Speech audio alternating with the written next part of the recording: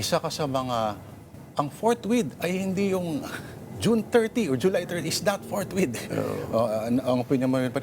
Pero how are you at liberty to divulge your involvement in the sabihin natin prosecution panel?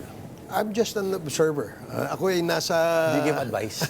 According to some people in the know. Well, if they ask me, I would be more than willing to share whatever experience I had. No? But magagaling sila. Actually, magagaling itong ating impeachment prosecution team. No?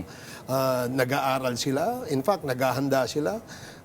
Lahat ng kanilang information is done through research at mukhang isinasa puso nila, no, itong dahil talagang naghihintay sila ng isang trial na ika nga ni VP Sara ay bloodbath. Pag nagwala si, kunyari, no, hypothetical lang, pag nagwala si Miriam Defensor Santiago, who are your witnesses? List down your pieces of evidence. Kumpleto sila.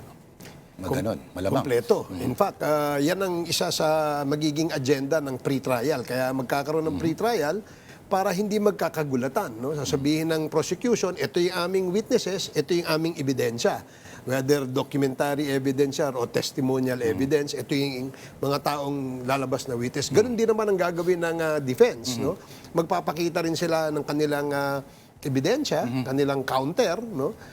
Kanilang mga witnesses din. Para hindi maiwasan yung magkakagulatan during the trial.